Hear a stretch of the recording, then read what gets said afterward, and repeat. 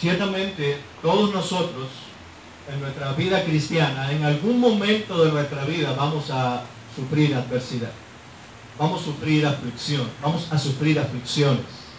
Vamos a pasar por momentos de adversidad, de tribulación, de angustias, de problemas, de dificultades, mientras vamos camino en nuestro peregrinar, en nuestro caminar hacia la Jerusalén celestial, hacia las mansiones eternas donde Cristo fue a preparar lugar para nosotros, porque esperamos ese momento en que disfrutemos de ese tiempo en que estaremos con Él por siempre, donde no habrá más llanto, no habrá más dolor, no habrá más pecado, no habrá más enfermedad, no habrá más tristeza, no habrá más aflicción.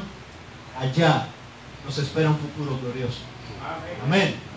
Pero mientras estamos de este lado de la eternidad, aquí y ahora, nosotros debemos caminar enfrentando la adversidad con una actitud particular, y es lo que Dios nos quiere enseñar en esta mañana y tal vez en otros domingos más, a la luz de este Salmo 125. Quiero invitarles a que leamos este Salmo. Son solamente 5 versículos del Salmo 125. Dice así la palabra del Señor: los que confían en Jehová son como el monte de Sión, que no se mueve, sino que permanece para siempre. Como Jerusalén tiene montes alrededor de ella, así Jehová está alrededor de su pueblo, desde ahora y para siempre. Porque no reposará la vara de la impiedad sobre la heredad de los justos. No sea que extiendan los justos tus manos a la iniquidad. Haz bien, oh Jehová, a los buenos y a los que son rectos en su corazón. Mas a los que se apartan tras sus perversidades, Jehová los llevará con los que hacen iniquidad. Paz sea sobre Israel. Vamos a orar. Señor, en esta mañana aquí reunido tu pueblo, nos regocijamos y nos alegramos en Cristo, nuestro amado Redentor y Salvador. Él es nuestra esperanza. Él es nuestra confianza. Él es nuestro aliento de vida en medio de un mundo en que atravesamos y atravesaremos aflicciones, tribulaciones, angustias, luchas, adversidades. Señor, y queremos darte gracias porque en tu palabra encontramos el aliento, pero no solamente el aliento, encontramos cuál debe ser la actitud nuestra para enfrentar la adversidad. Señor, queremos pedirte que ministres nuestros corazones por medio de tu palabra, que tu buen espíritu la tome y la aplique a nuestros corazones. Te lo suplicamos y te lo pedimos en el precioso nombre de Cristo Jesús. Amén y amén. A mí me gustaría introducir este sermón yendo a otro pasaje del Antiguo Testamento que tal vez nos puede dar un poco de claridad, y ahorita le voy a explicar por qué estoy trayendo esta introducción usando este pasaje. Y es el libro de Segundo de Reyes. Acompáñenme allí, pónganle una marca al Salmo 125 allí para que no se le pase la página. Y vamos al libro de Segundo de Reyes, capítulo 18. Segundo libro de Reyes, capítulo 18.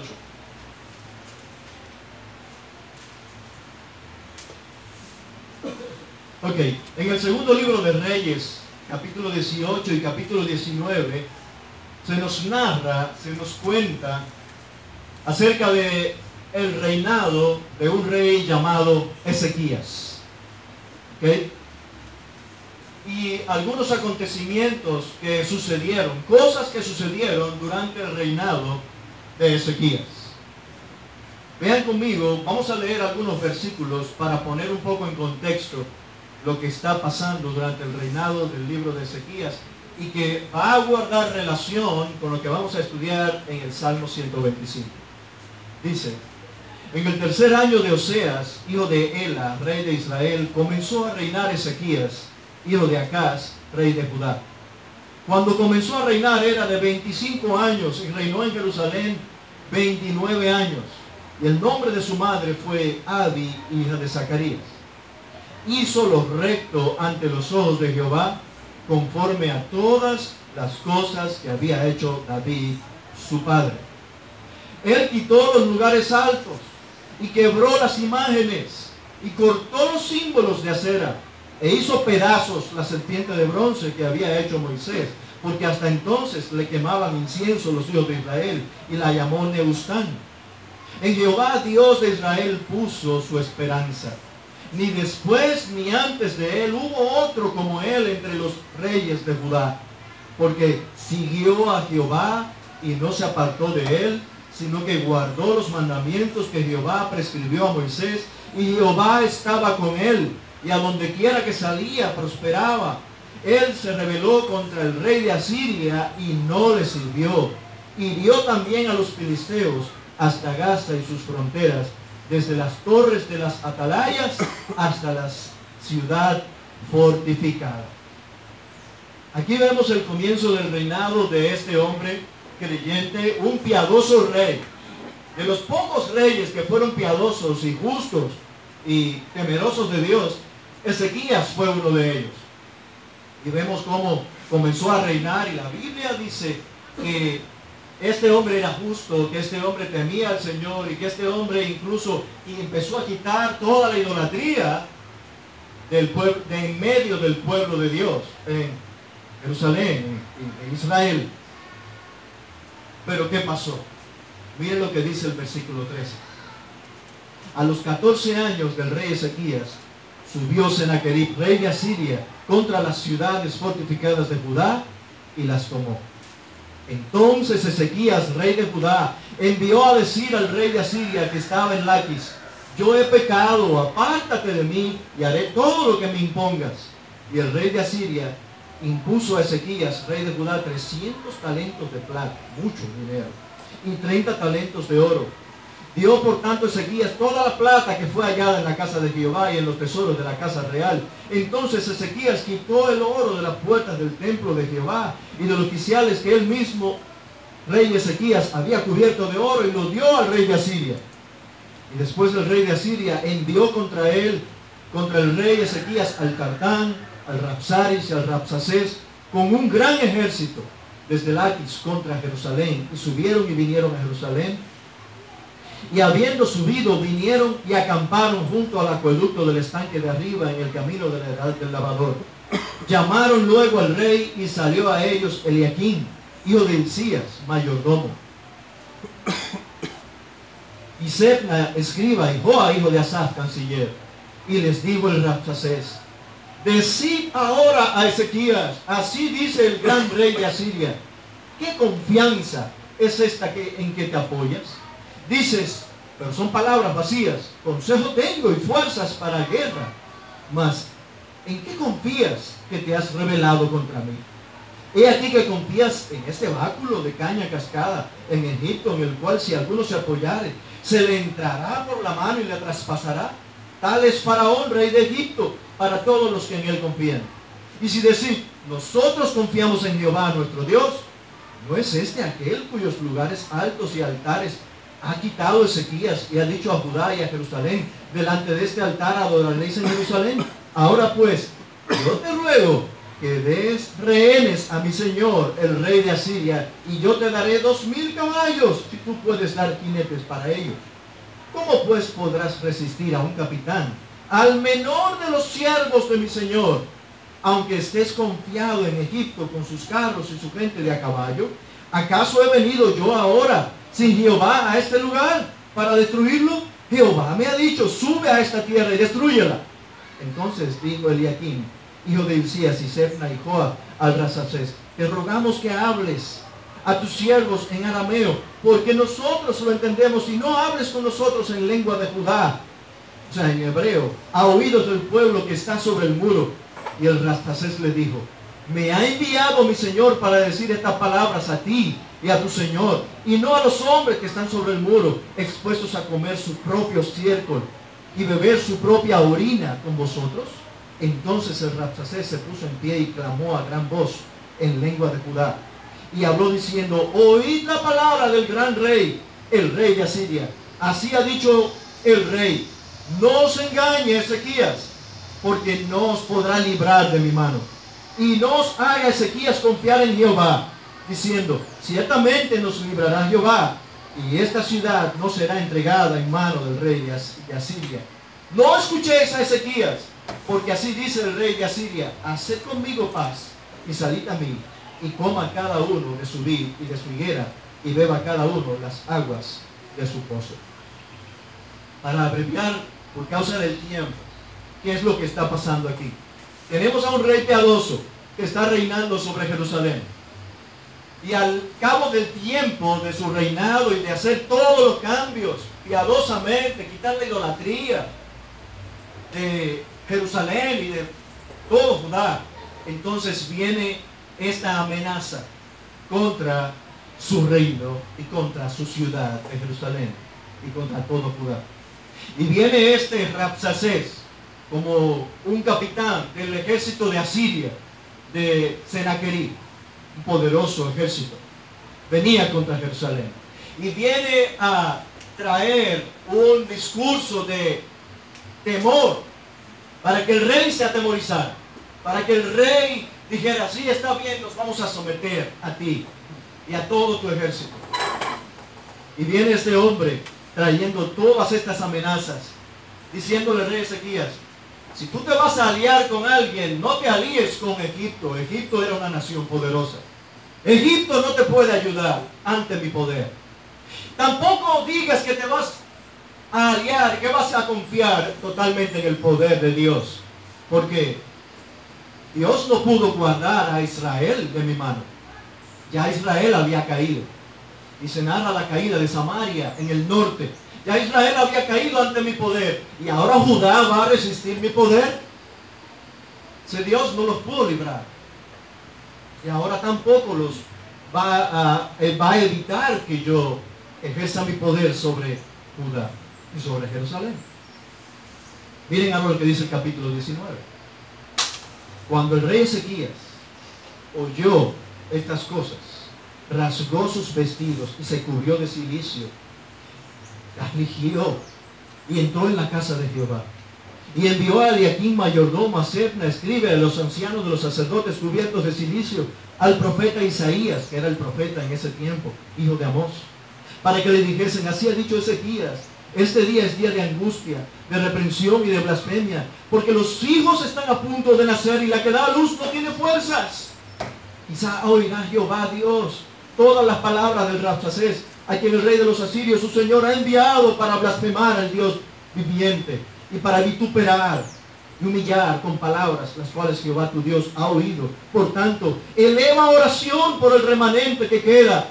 Y vinieron pues los siervos del rey Ezequías a Isaías, e Isaías le respondió: así diréis a vuestro señor, así ha dicho Jehová: no temas por las palabras que has oído, con las cuales me han blasfemado los siervos del rey de Asiria. He aquí pondré yo en él un espíritu, y oirá rumor, y volverá a su tierra, y haré que en su tierra caiga a espada. Y regresando el Rabsacés, halló al rey de Asiria combatiendo contra Libna, porque oyó que se había ido del Laquis. Y oyó decir que Tirhaca, rey de Etiopía, había salido para hacerle guerra. Entonces volvió él y envió embajadores a Ezequías diciendo: así diréis a Ezequías, rey de Judá: no te engañe tu Dios, en quien tú confías, para decir: Jerusalén no será entregada en la mano del rey de Asiria. He aquí tú has oído lo que han hecho los reyes de Asiria a todas las tierras, destruyéndolas, y escaparás tú. ¿Acaso libraron sus dioses a las naciones que mi padre destruyeron? Y sigue diciéndole más adelante todo lo que supuestamente el ejército poderoso de Asiria había hecho y lo que Dios no había podido impedir. Y mire lo que dice el versículo 14: y tomó Ezequías las cartas de mano de los embajadores, y después que las hubo leído, subió a la casa de Jehová y las extendió Ezequías delante de Jehová. Y oró Ezequías delante de Jehová diciendo: Jehová, Dios de Israel, que moras entre los querubines, solo tú eres Dios. de todos los reinos de la tierra. Tú hiciste el cielo y la tierra. Inclina, oh Jehová, tu oído y oye. Abre ahora tus ojos y mira y oye las palabras de Sennacherib, que ha enviado a blasfemar al Dios viviente. Y sigue la oración de Ezequías al Señor pidiéndole salvación, y él confiaba en él. Y dice el versículo 21, esta es la palabra que Jehová ha pronunciado acerca de él. Dice, la Virgen hija de Sión te menosprecia, así le vas a decir al Rabsacés. Te escarnece, detrás de ti mueve su cabeza la hija de Jerusalén, a quien has vituperado y blasfemado. Y ahora, ¿y contra quién has alzado la voz y levantado en alto tus ojos? Contra el Santo de Israel. Por tanto, de tus mensajeros has vituperado a Jehová. Perdón, por mano de tus mensajeros has vituperado a Jehová y has dicho, con la multitud de mis carros he subido a las alturas de los montes. Y más adelante dice lo que sucedió después, cómo el Señor le respondió. Dice el versículo 32, por tanto así dice Jehová acerca del rey de Asiria, no entrará en esta ciudad, ni echará saeta en ella, ni vendrá delante de ella con escudo, ni levantará contra ella baluarte.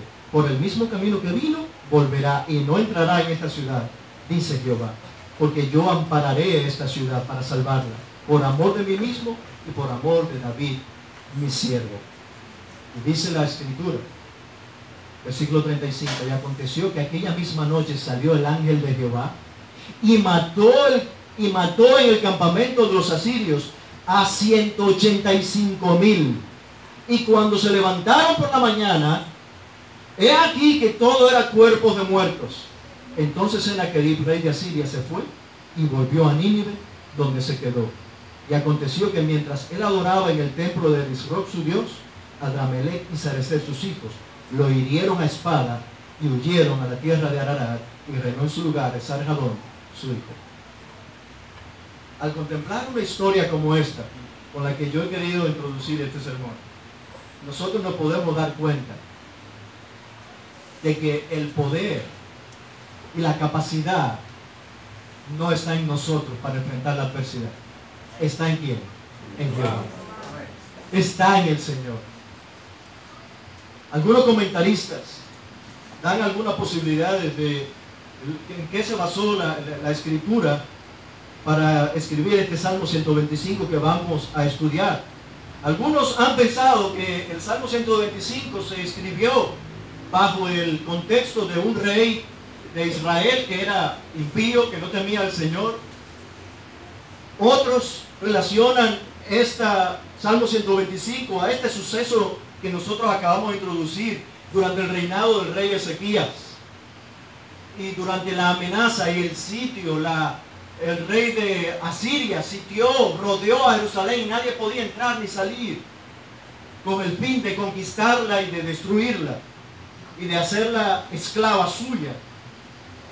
Yo estoy a favor de que pudo haber sido bajo ese contexto en que se escribió el Salmo 125. Eso es en lo personal.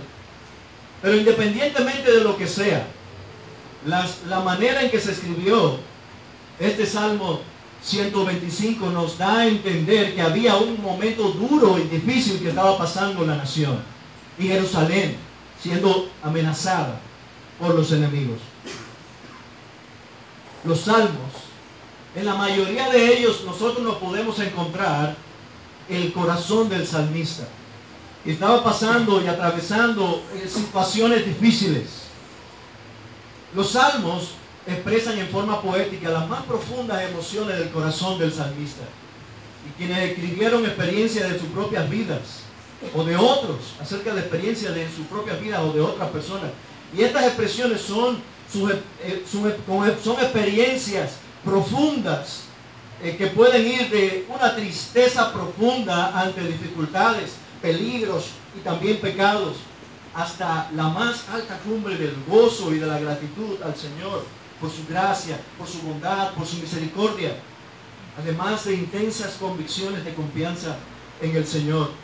Los salmos, como este salmo que acabamos de leer, que vamos a estudiar, expresan una especial certidumbre de confianza en el Señor, confianza y seguridad que se puede tener en un Dios poderoso y de gracia, que es un Dios poderoso y fiel para guardar a su pueblo.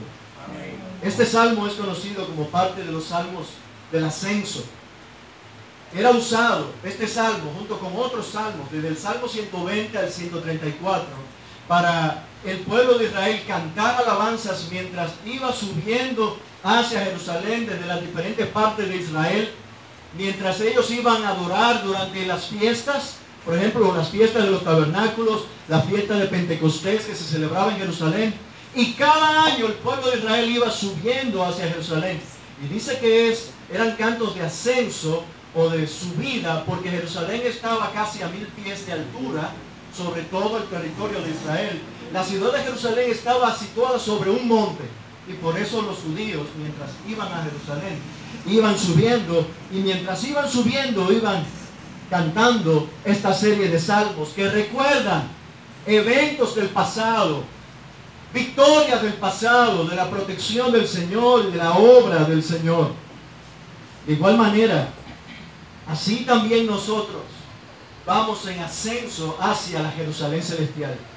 Mientras somos peregrinos en esta tierra, tú y yo vamos andando en nuestra vida cristiana, esperando encontrarnos con nuestro Salvador en la Jerusalén celestial.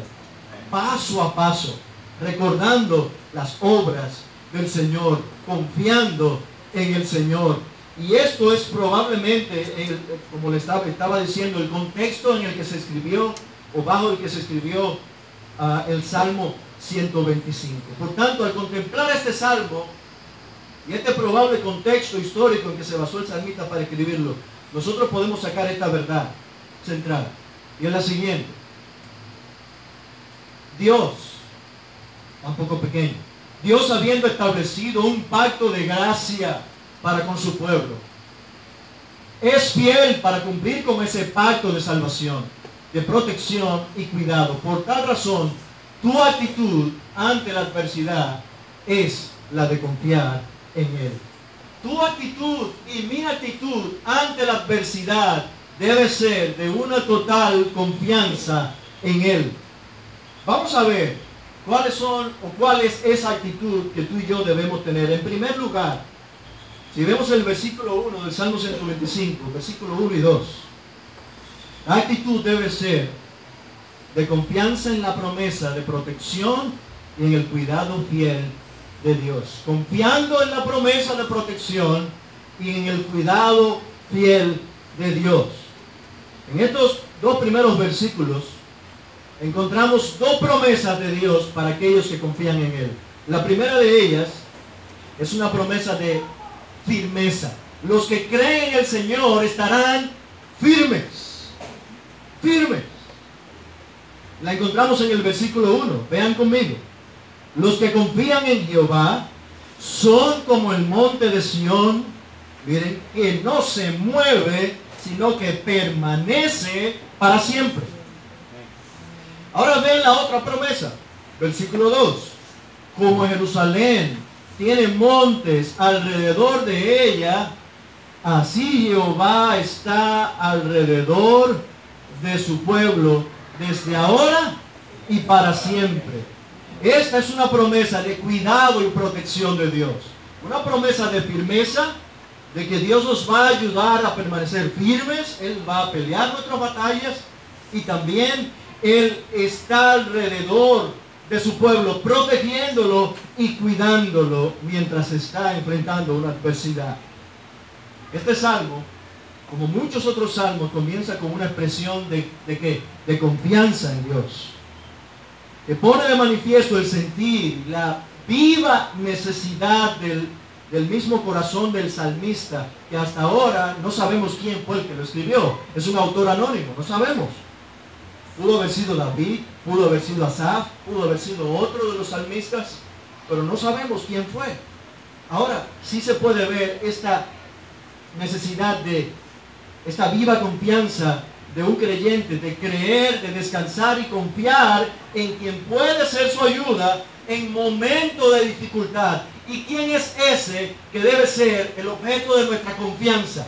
Dios mismo. Es Dios. Hermanos y amigos, el ser humano en lo más profundo de su corazón tiene en sí mismo una profunda necesidad de depositar su confianza en algo o en alguien. No ha habido ni habrá alguien en la historia de la humanidad que pueda expresar que en nada pone su confianza. Muchos ponen su confianza en ¿qué cosa? En el dinero. Muchos ponen su confianza en lo que ellos son capaces de hacer, lo que ellos pueden ver con sus ojos, lo que pueden oír con sus oídos, lo que pueden hacer con su vida, con toda su vida, con toda la capacidad que Dios, o mejor dicho, que tienen, según por ellos mismos. Otros ponen su confianza en sí mismos, en su capacidad intelectual, en su inteligencia para resolver todas las cosas de la vida. Otros ponen su confianza en su gran fuerza física, en que nunca se van a enfermar, en que nunca van a pasar por aflicción, en que nunca van a estar en la cama de un hospital, en que nunca van a ser quebrantados. Otros ponen su confianza en la familia a la que pertenecen. No, yo soy del apellido Trinidad. Ese apellido, mira, ese apellido famoso. Oh, el apellido Brito, ese apellido, yo soy de esa familia. Y ponen esa confianza en ese apellido familiar. Otros en las capacidades de hacer riquezas, muchas riquezas, de hacer negocios. Pero lo cierto es que todos llegan en algún momento de sus vidas a la conclusión que su confianza fue puesta en un lugar equivocado. Pues todas esas cosas son pasajeras y se acaban. ¿Usted sabía eso? Todas las cosas en este mundo son pasajeras y un día acaban. Un día se termina. Pero el salmista en el comienzo de este salmo nos da una declaración que es lo que puede dar seguridad a ti y a mí como creyentes. Aunque todo, absolutamente todo se tambalee y tiemble y no sabemos en qué pudiéramos poner nuestra confianza, el creyente tiene esta confianza. Los que confían en Jehová son como el monte de Sión, que no se mueve, sino que permanece para siempre. De modo que, mis queridos hermanos, el sentido de seguridad nuestra se basa únicamente en el Señor, que es el objeto de nuestra confianza. Es el Señor, por tanto, nuestra confianza en Él está en Él, debe estar puesta en Él en todo momento. No hay ninguna otra persona y en nada más que nos pudiera dar garantía. El diccionario describe confiar como demostrar confianza o una esperanza firme hacia una persona o una cosa. O dejar una cosa al cuidado de alguien. Mira, toma esto y cuídamelo. ¿Cuántos no han dicho eso? Y la persona a la que confiaron dijeron, fulano, me robaron lo que tú me diste. O lo perdí. ¿Cuántos han puesto dinero en el banco y han confiado que el banco va a guardar su dinero? Y lo pierden todo. El banco llegó a la bancarrota. ¿O cuántos han puesto su confianza en su propia salud y de momento viene una enfermedad terrible y tienen que invertir todos sus recursos para buscar la salud? ¿No es cierto? Y todo se va.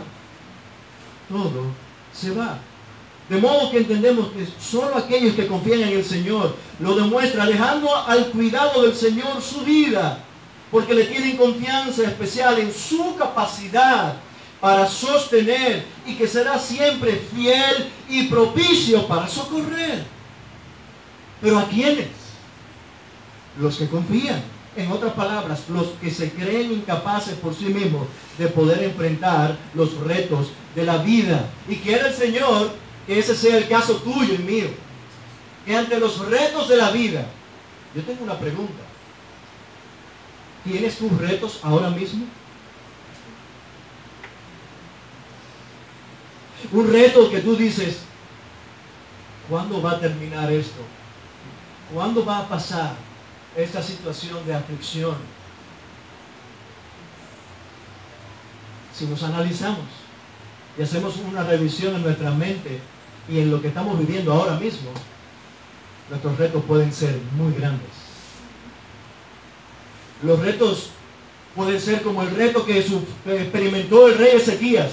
Venía ese poderoso rey de Asiria con un ejército que nublaba toda la tierra. Y aquel pequeño rey Ezequías encerrado en la ciudad de Jerusalén, con un ejército muy pequeño, mucho menor que ese poderoso rey de Asiria tenía. Y Ezequías fue al lugar que tenía que ir. Él no le mandó un mensaje a Faraón de Egipto: ven y ayúdame. No. Él fue al lugar donde se encuentra el poder y la ayuda oportuna en su Dios. El Salmo 37:5 describe bien esta acción de confianza y dice el escritor: encomienda a Jehová tu camino y confía en Él y Él hará. Aquí vemos un deseo y una disposición de encomendar, de descansar, de descargarse, de apoyarse en Dios. Y esta es la condición: confía en Él, para que al final suceda algo. ¿Qué dice? Confía en Él y Él hará. Y es interesante que hay dos verbos con dos acciones aquí: encomendar y confiar. El primero muestra la acción de dejar en las manos o al cuidado de Dios algo que yo no puedo llevar. ¿Qué cosa? Tu camino, tu vida. ¿Qué cosas hay en nuestra vida que nos puede estar estorbando y afligiendo de tal manera que sentimos como una carga pesada que nosotros no podemos llevar? No sé si es un asunto de salud. No sé si puede ser una persona que constantemente lleva a tu corazón a la aflicción. O una circunstancia familiar. O en el trabajo. O la economía. Algo que está afligiéndote. Algo que nos está sacudiendo. Y luego la otra acción es confiar. Y se trata de dejar nuestra vida, que nuestra vida sea cuidada por Él. Pues Él no necesita nuestra ayuda. ¿Saben? Dios no necesita la ayuda de nadie para guardarnos a nosotros. No lo necesita. Él es capaz de hacerlo solo. Solo. Comparativamente nuestro poder o la capacidad es muy pequeña, muy limitada ante su poder y su capacidad, que no tienen límite. Él tiene una capacidad y un poder ilimitado.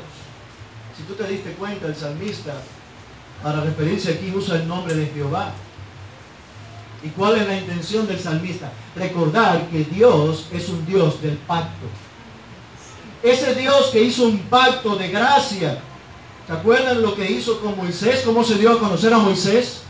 Cuando Moisés fue ante la zarza ardiendo, ese arbusto que estaba ardiendo y no se consumía, y dijo: qué raro. Moisés todavía no conocía a Dios. Cuando se acercó, Dios le dijo a Moisés: detente, quita el calzado de tus pies, porque el lugar que tú pisas es santo. Y cuando Moisés escuchó la voz, dijo: ¿quién eres, Señor? ¿Qué le dijo el Señor? Yo soy Jehová, el Dios de Abraham, el Dios de Isaac, el Dios de Jacob. He aquí, yo te enviaré a Egipto. He visto la aflicción de mi pueblo. Y ahí vino el diálogo de Moisés con Dios. ¿Y qué yo digo cuando vaya al poderoso Faraón para sacar a tu pueblo de allá? Y el Señor le dice: así dirás a los hijos de Israel: Jehová, el Dios de vuestros padres, el Dios de Abraham, el Dios de Isaac y el Dios de Jacob, me ha enviado a vosotros. Este es mi primer nombre para siempre. Con él me recordarán por todos los siglos. Yo soy Jehová. Así le dirás a Faraón: deja ir a mi pueblo. Yo soy el que soy, me ha enviado. Y le dirás al pueblo para que confíe: yo soy Jehová, me ha enviado. El Dios de Abraham, el Dios de Isaac, el Dios de Jacob, el Dios del pacto, el Dios fiel, que es poderoso y fiel para cumplir su pacto de salvación, de cuidado y protección de su pueblo. De modo que al usar este nombre de Jehová para escribir este Salmo 125, ¿qué se está enfatizando? La bendición de que tiene el creyente de confiar en el Dios de toda gracia que protege y vela por su pueblo escogido. ¿Tú quieres que te dé una buena noticia? Tú eres ese pueblo escogido. Tú estás bajo el cuidado del Señor. ¿Has perdido tu esperanza? ¿Has perdido tu confianza y has dicho, yo no puedo con esto? Cuentan de un individuo que abordó un avión para viajar a Nueva York, a donde se van todos los dominicanos. Un niño entró buscando su asiento y se sentó justo al lado suyo. El niño era muy educado y pasó el tiempo coloreando, todo el tiempo del viaje, coloreando su libro de pintar. No presentaba rasgos de ansiedad ni de nerviosismo cuando despegó el avión. El vuelo no fue muy bueno, hubo tormenta y mucha turbulencia. De momento, una sacudida fuerte y todos estaban muy nerviosos. Pero el niño mantuvo su calma y su serenidad en todo momento. ¿Cómo lo hacía? ¿Por qué su calma? Hasta que una mujer frenética le preguntó, niño, ¿tú no tienes miedo? Dijo, no señora, contestó el niño, mirando su libro de pintar. Él le dice, mi padre es el piloto.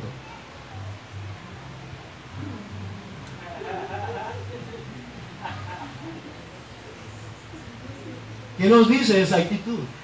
Este niño estaba sentado en aquel avión, tomando su libro de colorear, con calma, pintando, y mientras otros estaban agarrados en los asientos, mientras aquel avión se sacudía en el aire, como un papelito, ese niño seguía coloreando. Y a alguien le llamó la atención, porque sigue así. Yo le respondí, es que mi papá es el que está piloteando este avión. Yo estoy seguro, yo confío. Muy bien que nosotros deberíamos ser como este niño. Tenemos a un Dios que es nuestro Padre amado, que está al cuidado de nosotros, que está piloteando nuestra vida, que está piloteando nuestro avión. Y Él nos va a llevar hacia el lugar seguro.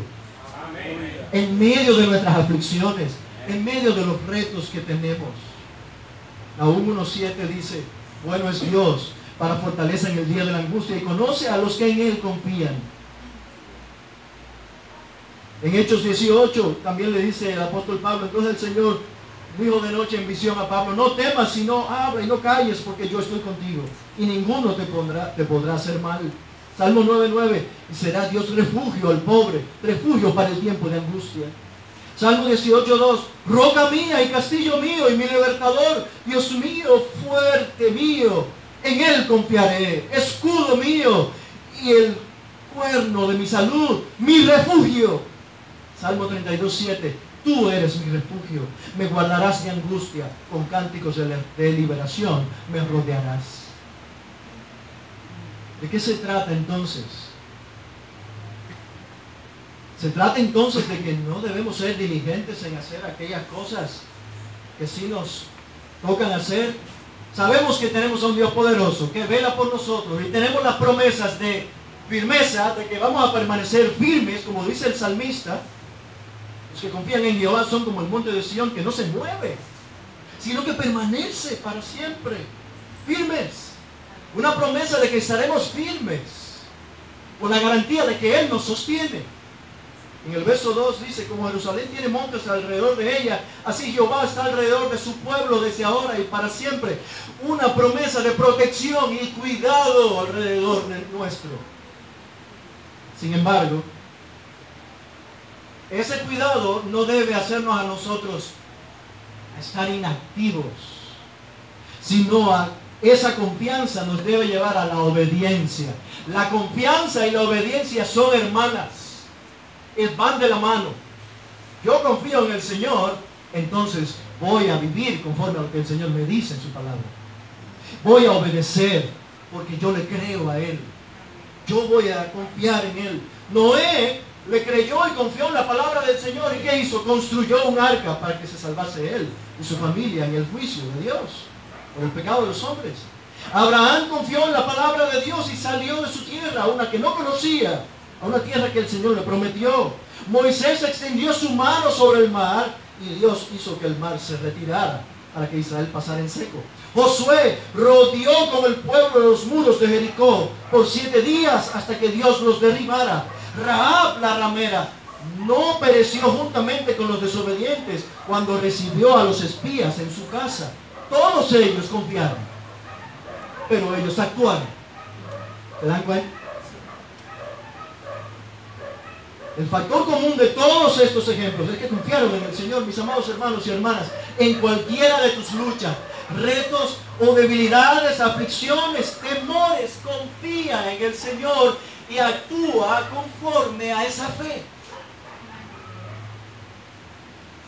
Actúa conforme a esa fe.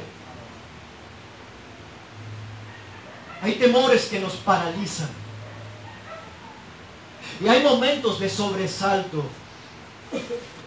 Cuando tú estás sobre tu cama y empiezas a darle vuelta a pensamientos, vienen a tu mente y empiezas a darle vuelta en la mente y en tu cabeza vienen todos esos pensamientos.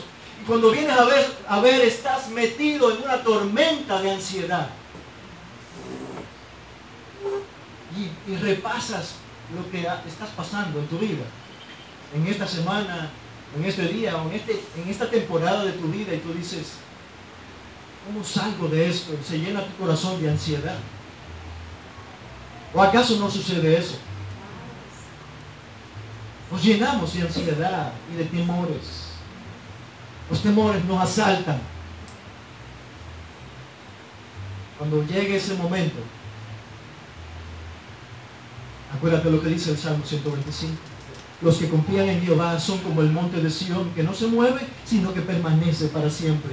Como Jerusalén tiene montes alrededor de ella, así Jehová está alrededor de su pueblo. En medio de mi angustia, en medio de mi temor, en medio de mi adversidad y de mi debilidad, Señor, yo deposito toda mi confianza en ti. Tú tienes el poder.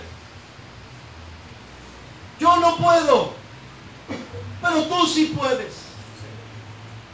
Mi confianza está puesta en ti. ¿Qué tú quieres que yo haga, Señor? ¿A dónde voy? ¿Qué hago? Guíame, guárdame. Él no solo tiene poder para protegernos y ayudarnos, sino que tiene poder para hacerlo siempre. ¿Oíste eso? Siempre. Siempre. ¿Estás confiando tú en tu buen Dios y Señor? ¿Estás confiando en Él o te estás apoyando más bien en tu capacidad? ¿O somos de los que decimos, yo confío, pero déjame probar a hacer esto u otro a mi manera, a ver qué sale? Y vamos a ver. Hermano, confía en el poder y la fidelidad del Señor.